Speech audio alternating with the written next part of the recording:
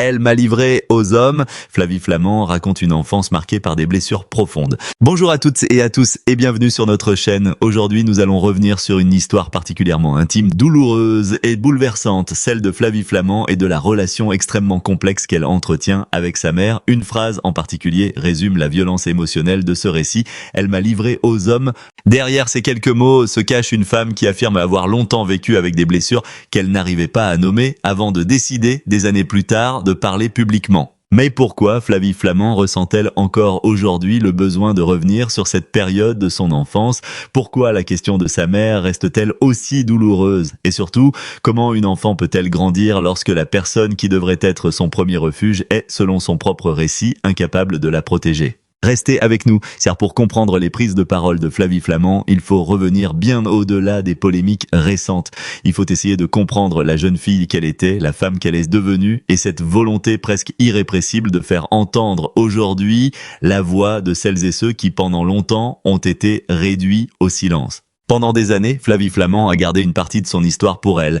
Présentatrice connue du grand public, personnalité médiatique familière des Français, elle aurait pu choisir de protéger son image, de ne jamais parler de ce qui s'était passé dans son adolescence et de continuer à avancer sans exposer ses blessures les plus intimes.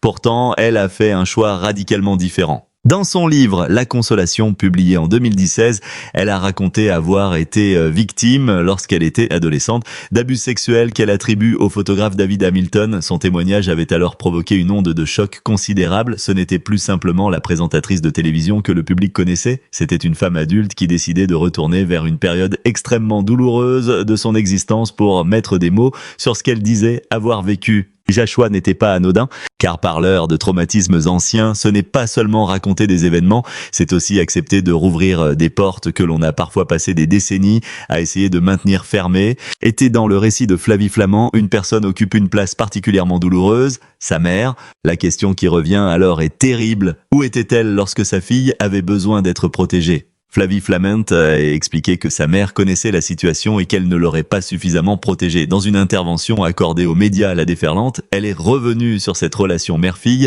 avec une émotion particulièrement forte. Elle a notamment expliqué qu'elle s'interrogeait profondément sur l'éducation reçue et sur les choix de sa mère. Elle a rappelé que celle-ci était devenue mère très jeune et que son propre parcours avait été marqué par une époque où les rapports entre liberté, sexualité, autorité et émancipation étaient en pleine transformation. Mais pour Flavie, cette explication ne suffit pas, parce qu'au-delà de l'histoire d'une génération, il reste l'histoire d'une enfant. Une enfant qui, selon son témoignage, aurait eu besoin qu'un adulte lui dise non, qu'un adulte intervienne, qu'un adulte mette une limite, qu'un adulte lui fasse comprendre qu'elle avait le droit d'être protégée. Et c'est précisément cette absence de protection qui semble avoir laissé l'une des blessures les plus profondes. Lorsqu'elle évoque sa mère, Flavie Flament ne parle donc pas seulement d'une relation familiale difficile, elle parle d'une rupture, d'une confiance qui aurait été définitivement détruite. Elle a expliqué ne plus avoir revu sa mère depuis la publication de son premier livre en 2011. Cette phrase à elle seule donne une idée de l'ampleur du fossé qui s'est installé entre elles. Car Cooper, les liens avec sa propre mère n'est jamais une décision anodine, même lorsque la relation est douloureuse, même lorsque la colère domine, il demeure souvent des souvenirs, des questions sans réponse, des moments d'enfance qui continuent de revenir.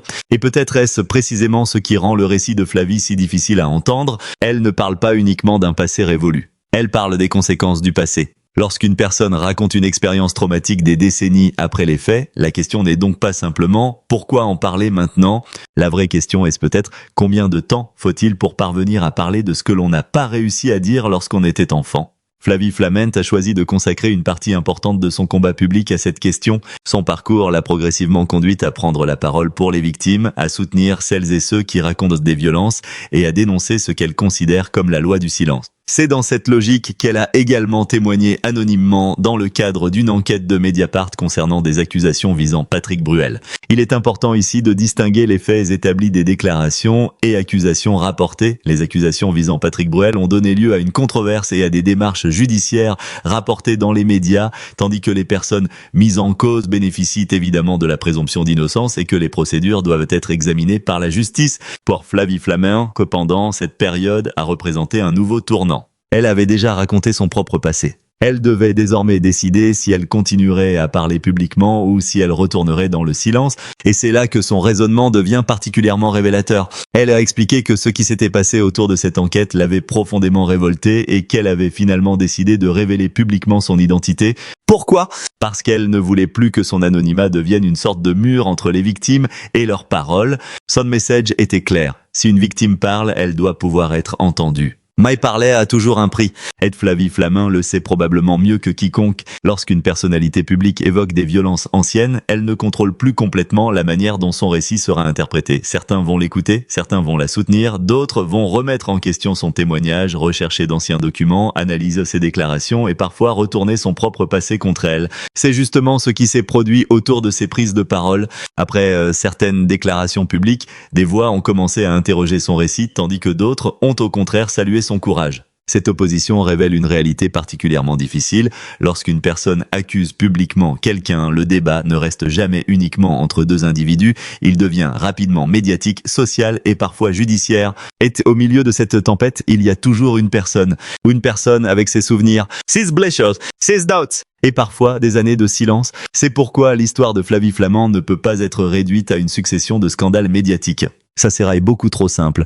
Derrière la présentatrice, derrière la célébrité, derrière les interviews et les couvertures de magazines, il y a une femme qui tente de comprendre comment l'enfant qu'elle était a pu se retrouver confrontée à des situations qu'elle affirme aujourd'hui avoir vécues comme des violences. Et il y a surtout une question qui semble traverser tout son récit. Comment se reconstruire lorsque la personne dont on attendait la protection est précisément celle dont on estime avoir été abandonnée ? C'est peut-être ici que la relation avec sa mère prend tout son sens. Flavie Flament ne décrit pas seulement une mère avec laquelle elle serait en désaccord, elle décrit, à travers ses propres mots, une mère à laquelle elle reproche de ne pas avoir joué le rôle protecteur qu'elle attendait. Cette distinction est essentielle parce que la colère envers un parent peut cacher quelque chose de beaucoup plus profond, la déception. La déception de l'enfant qui aurait voulu être choisi, la déception de l'adolescente qui aurait voulu être crue. La déception de la femme adulte qui regarde son passé et se demande encore pourquoi personne n'a arrêté ce qui, selon elle, aurait dû l'être. Et lorsque Flavie dit qu'elle a cessé de voir sa mère, ce n'est donc pas simplement une information familiale. C'est le symbole d'une fracture. Une fracture qui, à l'entendre, ne s'est pas produite en une seule journée, mais qui serait devenue progressivement impossible à réparer. Pourtant, Flavie Flament n'a pas choisi de transformer sa douleur en silence. Elle a fait un combat. C'est probablement l'un des éléments les plus importants de son parcours. Elle ne cherche plus seulement à raconter ce qui lui serait arrivé, elle veut aussi faire comprendre pourquoi les victimes peuvent mettre des années, voire des décennies, avant de trouver la force de parler. Et cette question est fondamentale. Pourquoi une victime se taille-t-elle ? Pourquoi peut-elle protéger celui qui lui a fait du mal ? Pourquoi peut-elle continuer à vivre normalement en apparence tout en portant intérieurement une souffrance qu'elle ne parvient pas à exprimer ? Pourquoi peut-elle même douter de sa propre perception ? Ce sont des questions auxquelles Flavie Flament tente de répondre à travers son expérience personnelle. Son histoire montre aussi que le temps ne suffit pas nécessairement à effacer une blessure. On peut devenir adulte, on peut connaître le succès, on peut avoir une famille, on peut être admiré, on peut apparaître à la télévision avec le sourire. Et pourtant, certaines blessures peuvent continuer à vivre dans un coin de la mémoire. C'est peut-être pour cela que son témoignage continue de susciter autant de réactions, parce qu'il touche à quelque chose de profondément humain, le besoin d'être protégé lorsque l'on est vulnérable. Et lorsque cette protection fait défaut, la blessure peut devenir une question que l'on porte toute sa vie. Aujourd'hui encore, Flavie Flament semble vouloir déplacer le regard. Elle ne veut pas seulement que l'on s'intéresse à son histoire personnelle, elle souhaite que l'on entende également celles et ceux qui n'ont jamais osé parler. C'était la raison pour laquelle sa décision de sortir de l'anonymat autour de l'enquête Mediapart prend une dimension symbolique. Elle aurait pu rester cachée derrière un pseudonyme ou derrière l'image d'une victime anonyme. Elle a choisi de mettre son propre nom en jeu, avec tout ce que cela implique. Les critiques, les interrogations, les conséquences médiatiques et cette exposition permanente qui accompagne la notoriété, mais son raisonnement était précisément celui-ci. Si elle restait cachée, certaines victimes pourraient continuer à croire qu'elles étaient seules. En révélant son identité, elle voulait montrer qu'il était possible de parler. Cela ne signifie pas que toutes les accusations doivent être considérées comme des faits établis, cela signifie simplement que la parole d'une victime peut être entendue, examinée et, lorsqu'une procédure existe, soumise au cadre de la justice. C'est une distinction essentielle, car la lutte contre les violences ne peut pas reposer sur les réseaux sociaux, les rumeurs ou les condamnations médiatiques. Elle doit aussi passer par l'écoute, l'enquête et la justice. Et c'est justement dans cet équilibre difficile que se trouve aujourd'hui une partie du combat de Flavie Flament. Elle veut que les victimes soient entendues, mais son parcours rappelle aussi combien le chemin qui mène de la parole à la justice peut être complexe. Alors, lorsque l'on revient à cette phrase, elle m'a livré aux hommes, il faut comprendre qu'elle ne résume pas toute une relation mère-fille. Elle en révèle seulement la blessure la plus profonde telle que Flavie Flament la raconte. Derrière cette phrase, il y a une enfance, une adolescence, une mère, des adultes, des choix. Des silences, et d'une femme qui, des années plus tard, tente encore de donner un sens à ce qu'elle affirme avoir vécu. Peut-être que le plus bouleversant n'est finalement pas ce qu'elle dit aujourd'hui, c'est le temps qu'il lui a fallu pour pouvoir le dire. Et c'est peut-être aussi pour cela que son histoire continue de provoquer autant d'émotions. Parce qu'elle nous rappelle une chose essentielle, lorsqu'une personne décide enfin de parler, nous n'entendons pas seulement les mots qu'elle prononce aujourd'hui, nous entendons parfois l'écho de toutes les années pendant lesquelles elle n'a pas pu parler. Flavie Flament a choisi de ne plus cacher son nom, elle a choisi de regarder son passé. Elle a choisi de parler de sa mère, même lorsque ses souvenirs sont douloureux. Elle a choisi de défendre la parole des victimes, même lorsque cette décision l'expose elle-même aux critiques.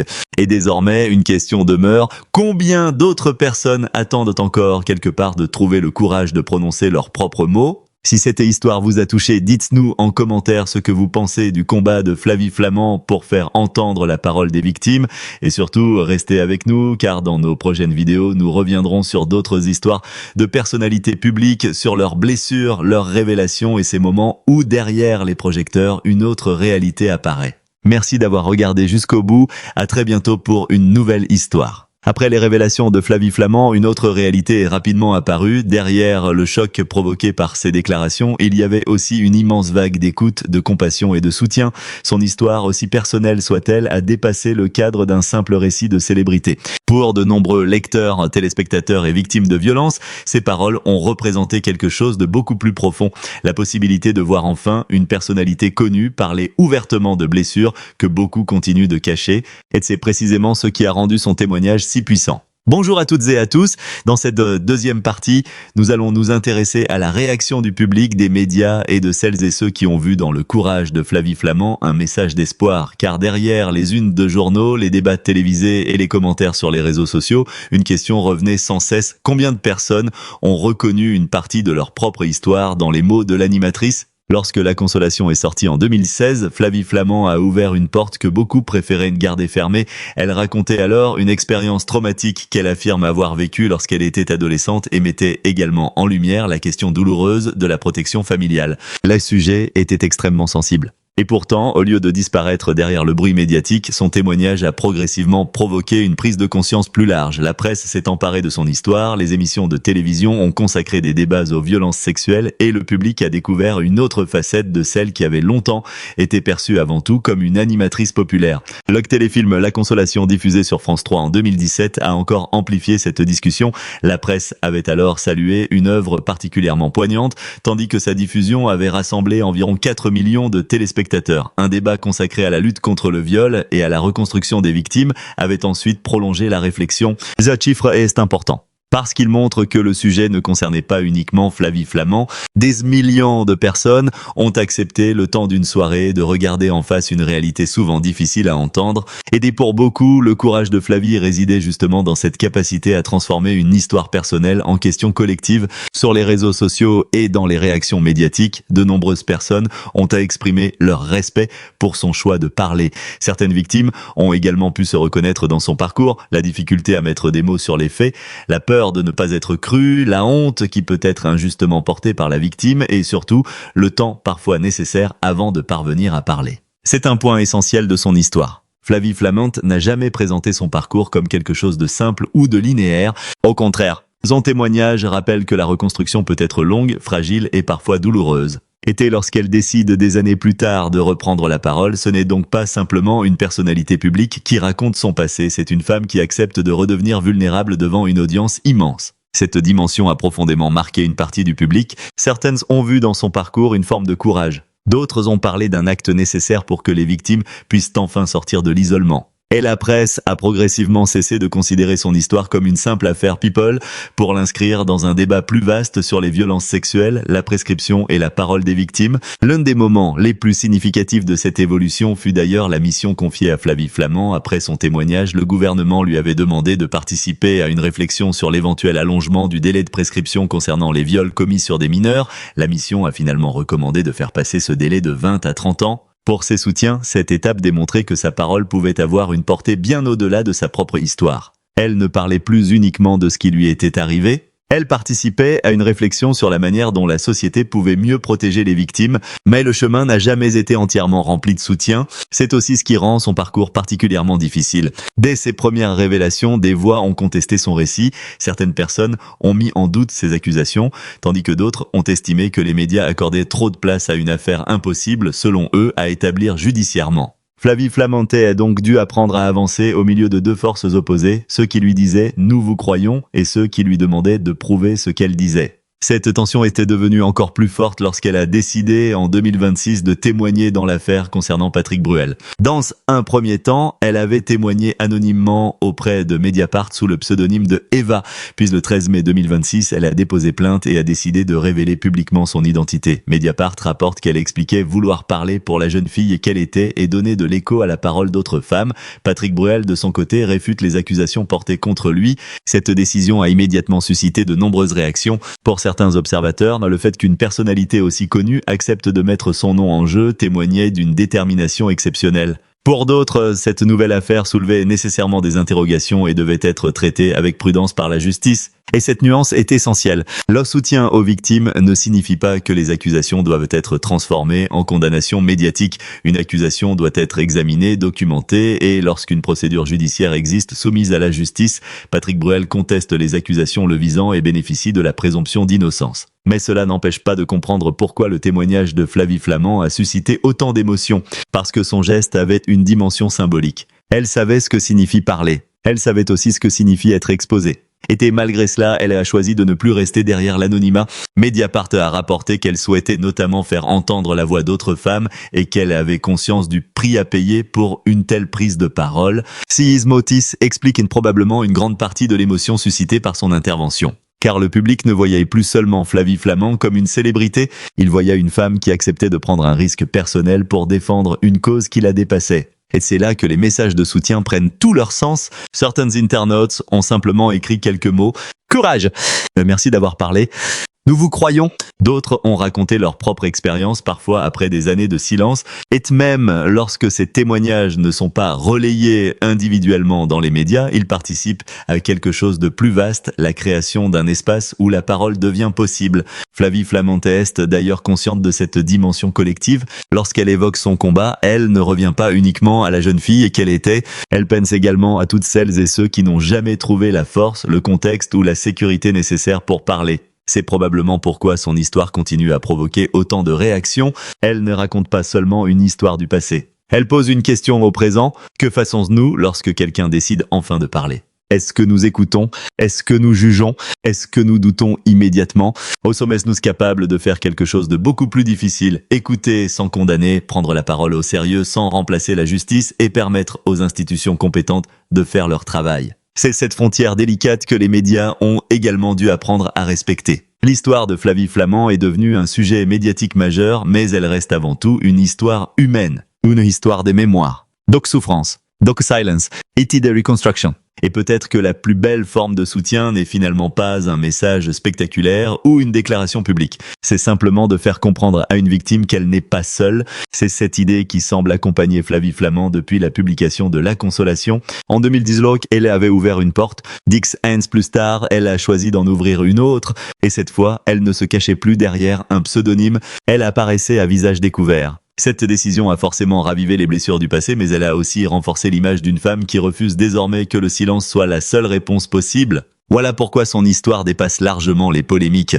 Derrière chaque titre de presse, il y a une personne. Derrière chaque témoignage, il y a souvent des années de silence. Et derrière chaque parole courageuse, il peut y avoir des milliers de personnes qui se demandent encore si elles ont, elles aussi, le droit de parler. Flavie Flament a choisi de parler. Et une partie du public a choisi de l'écouter. C'est peut-être cela, finalement, le véritable héritage de son combat, rappeler que la parole d'une victime ne doit pas être transformée en spectacle, mais qu'elle ne doit pas non plus être réduite au silence. Son histoire continuera certainement à susciter des débats, des interrogations et parfois des controverses. Mais une chose est devenue impossible à ignorer. Lorsqu'une femme aussi connue décide de raconter ce qu'elle affirme avoir vécu, des milliers de personnes regardent, écoutent et parfois trouvent enfin le courage de raconter leur propre histoire. Et c'est précisément pour cette raison que le témoignage de Flavie Flament continue de résonner aussi fortement aujourd'hui.